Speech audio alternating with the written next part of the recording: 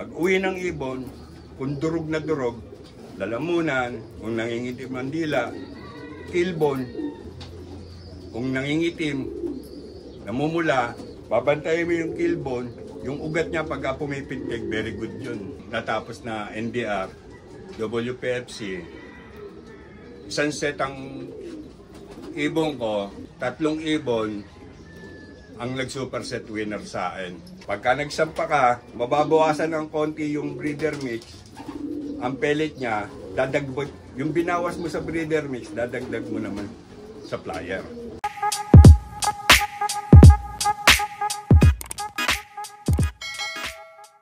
Good morning, kalapatids. Ako nga pala si Miguel Eagle Contreras ng Arcombato, Valenzuela City. Yun, siyempre bago natin simulan tong video to yan, sir, maraming salamat sa pag-unlock na makapag-lot visit sa'yo.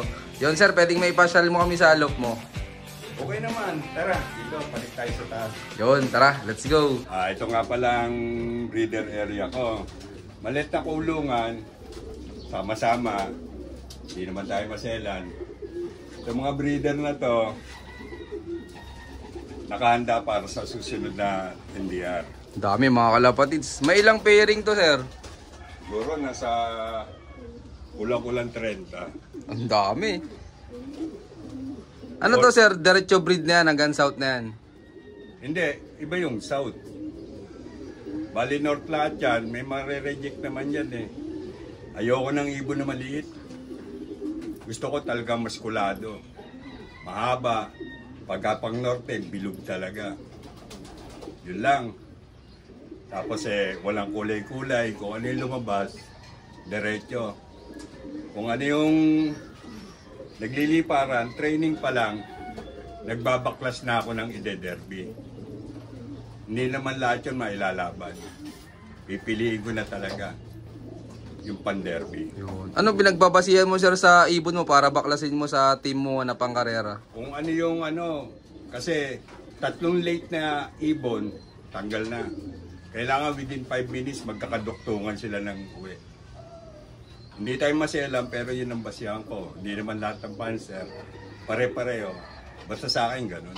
Sa performance kayo natin yung ibon, sir? Oo, kasi ikaw ang nag-build yan eh. Kung ano yung binild mo, yun ang expected mo na mangyayari. Ngayon kung talagang ayaw niya sumunod, tanggal siya sa grupo. Hindi rin ako naniniwala na kailangan madami isa lang sa derby. Sa akin, kung ano matira, yun ang de-derby. Kasi abang tine-training mo ang ibon, nababawas, di ba? Opo. Dahil sa dami ng disgrasya, lambat, serga, palkon, nagkakasakit, talagang umpisa pa lang handa ka na. Yun lang, simple-simple lang. Tsaka huwag kang galaiti. Kailangan enjoy mo lang sarili mo. Enjoy lang na enjoy. Matalo, manalo, enjoy. Bonus yung panalo. Tapos kasi matagal akong natigil. Almost 10 years. Bumalik ako, etong natapos na NDR, WPFC. Isang set ang ibon ko na NDR, 3 ibon ang nag-superset winner sa akin.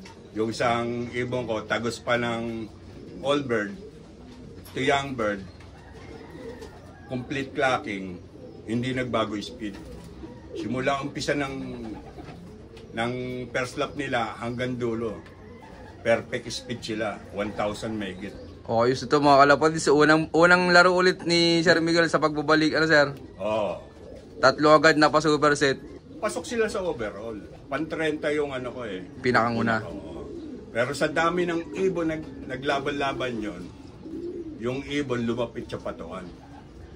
Kahit papano, yung pinagpaguran mo, masarap na ring pakiramdam. Kasi kakapain ko uli yung dating format na ginagawa ko dahil ang tagal kong napahinga.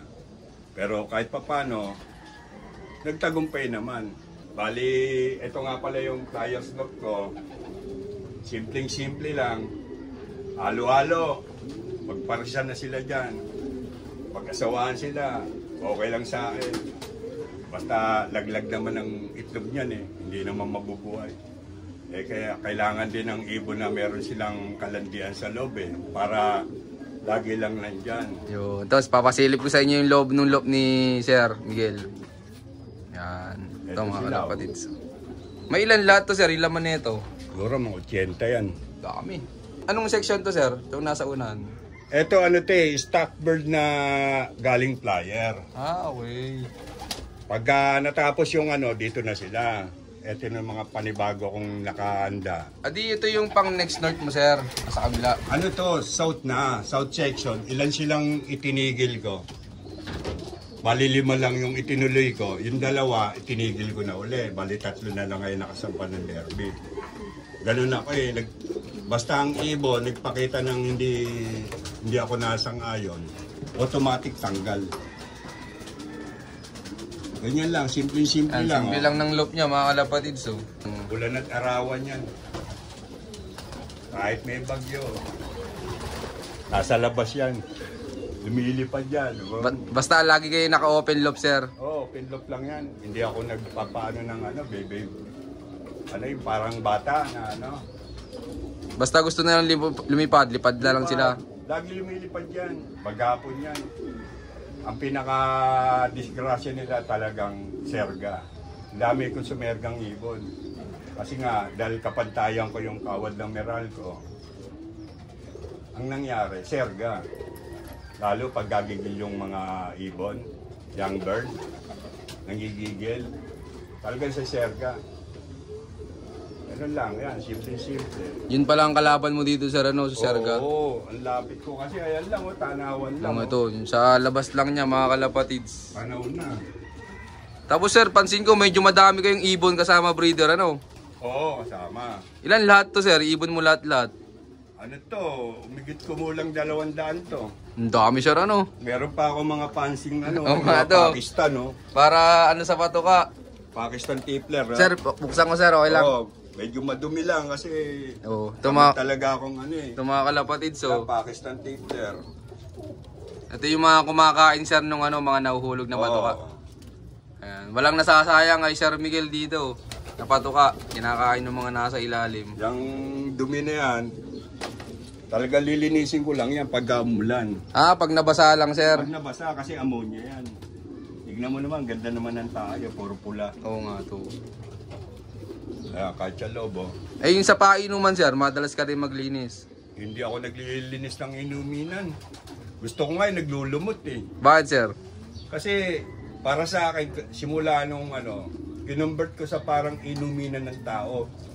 Yung banga ba, hindi naman nalilinis gano'n yun Naglulumot yung loob Ba't hindi nagkakasakit tao?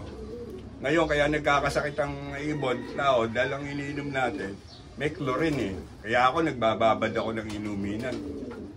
Nakababad na, ayan, mga yan. Oo. Pinapasingaw pala ni Sir. Singaw na yan, kasi nga may chlorine. Kung bibili ka naman ng yung mineral purified, pakamahal naman, siyang inuman 25 pesos. Ang patoka ko, simple nga lang.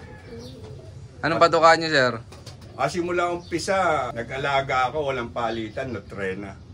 Flyer mix tsaka anong breeder mix nila? Yung mumurahin lang ay yung pula tsaka green na sako. Ang taas na halo lang ako, may pellet ako. Simula umpisa hanggang derby, may pellet.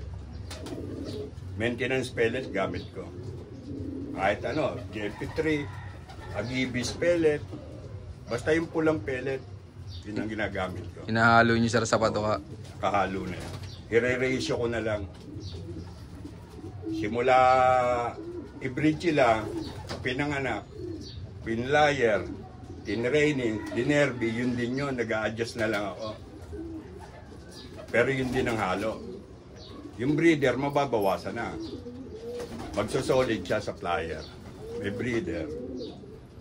Kagandahan kasi sa Nutrena, kompleto halo. Lalo yung, yung kulay green na sako, yung ordinary, 45 isang kilo.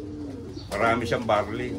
Yun ang pinakang gusto nyo sa Nutrena, Sir. Kaysa bibili kong barley, magkano? 60 pesos ang kilo. Tapos kung mamali pa ako ng ratio, magtataibon. Buti yun, Sir, nakamix na, Sir. Nakamix na yun. Yun ang ang mais, pantay na rin. Kasi well-balanced sila Tapos ang breeder mix naman niya, maganda na mahalo. Okay na, hindi ako nagpapalit ng panibago. Pagka wala akong nabili at naubusan ako, hindi sila kakain. Paano pala ratio nyo, sir, sa ano, yung paghahalo ng patuka? Ang patuka ko, halimbawa, pasilang pa lang, nag-breed ka, lamang ang breeder mix. Pero may flyer sila kasama. May pellet din. Pagka nagsampa ka, mababawasan ng konti yung breeder mix. Ang pellet niya, yung binawas mo sa breeder mix, dadagdag mo naman sa flyer. Yung pa rin ang timbang nun. Pagka nagte-training ka, magbabawas ka na naman ng breeder mix. Dadagdag mo naman sa flyer. Hanggang sa derby na yun. Diretso yun. Walang baguhan. Para hindi nagmumultang ibon. Ilang palit?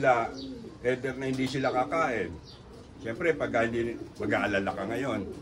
Kasi bakit ganito, naglulus weight, naglulus appetite yung ibon. Ang ganda naman ng patoka. Wala sa patoka yan. Kasi ang binili mong patoka, inano mo, makinis, di ba? Kinis, lipat ka ron. Eh, hindi naman gusto ng ibon. Ako kasi, pagdating sa derby, pantay-pantay na tayo. Ang pinakakain dyan, di naman yung mamahaling patoka. Ordinary lang. Ibon ko sanay doon. Sanay lumipad ang ibon ko na busog. Bentahin na ako. Tapos sir, kahit derby pala, may pellet kayo sa patuka, no? Oo, walang baguhan. Importante sa akin yun. Hindi naman ko mo pellet, bibigat. Hindi. Kaya nga maintenance pellet ang gamit ko eh. Yun lang yun. Simple-simple. Tapos sa ano naman, sa enhancer, 1 week before derby, doon pa lang ako nagpapatikim. Pag training lang, wala sir? Wala yun. Kahit wala. Pero pagka dumating ng durog ang ibon, makita mo talaga umihila doon. Kailangan i-recover mo. Bibigyan mo, siyempre. I-recover mo. Dahil susunod na training, kung gibaan, magbibigay ko ulit. Alalaya mo na siya. Pero pagka pantay na ang lipad niya, balik na naman sa normal. 1 week before derby, doon na ako magpapaikot ng 1 week na gagamitin sa derby. Kailangan doon pa lang sa training, napapatikim mo na sila. Yung malayong training nga, hindi basta training malapit pa lang. 200, 150. Papatikim ka na gagamitin mo. Yung talagang tikim lang. Pagka umubra, dire-diretso na yun, hanggang dulo na yun. 1 week preparation, dire-diretso. Pantay ang uwi ng ibon. Pero lagi mong babantayan, pag uwi ng ibon, kung durog na durog, lalamunan, kung nangingitim ang dila, kilbon, kung nangingitim, namumula, babantayan mo yung kilbon, yung ugat niya pagka pumipintig, very good yun. Napakaganda nun. Kasi nga, talagang bumakbak lang siya. Hindi siya talagang durog na durog. Bukas lang yun, pagka na-flashing mo, na-cleansing mo, buo na naman siya. Ganun lang, simple-simple lang. Tapos, sa pagda-derby, lagi mong ihanda sa sarili mo, natalo ka, manalo ka, mag-enjoy ka, yan ang professional. Gusto mo eh, ginusto mo, tanggapin mo. Kung ano at mangyari, bonus kung magta-champion ka. Maraming magagaling ngayon. Ultimo bata, hindi ka makakasabay. Kasi nga, ang dali nang maggagilap ng gagamitin. Kasi nga may YouTube na. Search mo lang, mga gamot. Ang bentahin na lang ng mga dati, alam mo kung paano gamitin. Tapos huwag kang makipagsabayan sa galing nila. Kasi mape-pressure ka. Pag na-pressure ka, talo ka. Kaya enjoy lang lagi. Matalo manalo, okay lang. Yun. Ay, maraming salamat po, sir. Ay, ito, papakita niya mga kalapatids yung mga breeder niya dito na malulupit. Yun, shoutout sa inyo lahat mga kalapatids. Maraming salamat syempre sa patuloy yung suporta. At yun, bago ulit matapos tong video to, meron ulit tayong pa-shoutout ngayon. Shoutout kay Boss Argarin Jo. Shoutout din kay Boss Arthur Gabino Vlogs.